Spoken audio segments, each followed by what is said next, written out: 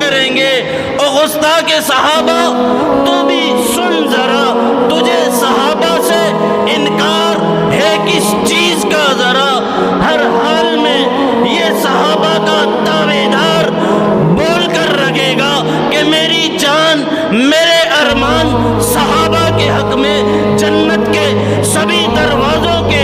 دربان صحابہ کے حق میں، دنیا کے سبھی غیرت مند انسان صحابہ کے حق میں ہوئے شہید علامہ احسان الہی ذخیر، عنوان صحابہ کے حق میں، عنوان صحابہ کے حق میں، دنیا کے عابد صحابہ کے حق میں، ماجد صحابہ کے حق میں، زاہد صحابہ کے حق میں، اسلام صحابہ کے حق میں، عالم صحابہ کے حق میں، فاضل صحابہ کے حق میں، کامل صحابہ کے حق میں، ولی صحابہ کے حق میں، مؤذن صحابہ کے حق میں، خطیب صحابہ کے حق میں، ادیب صحابہ کے حق میں، مصنف صحابہ کے حق میں، مؤلف صحابہ کے حق میں، ساقی کوثر صحابہ کے حق میں، محبوب انوار صحابہ کے حق میں، شافی محشر صحابہ کے حق میں، گلشن کے معیار صحابہ کے حق میں، مقداد بلال ابو ذر سلمان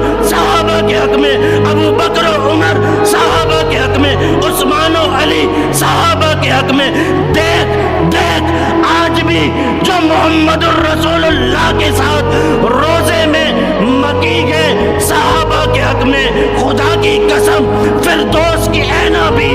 یہ چاہتی ہے کہ مجھے ہو دیدار صحابہ کے حق میں۔ اغیار نے خود تسلیم کیا، مغرب کے لوگوں نے خود تسلیم کیا کہ ان کا معیار واقعی اعلیٰ تھا۔ دشمنوں نے صحابہ کا تسلیم کیا معیار ہے، تو پھر آج تو کون ہوتا ہے صحابہ کی گستاخیاں کرنے والا؟ آج تجھے اتنی شہادتوں کے بعد بھی اگر نہیں ہے اعتبار صحابہ کا تو پھر سن ذرا، ناموس صحابہ کی خاطر ہم جان نچھاور کر دیں گے۔ اگر وقت نے ہم سے خون مانگا انشاءاللہ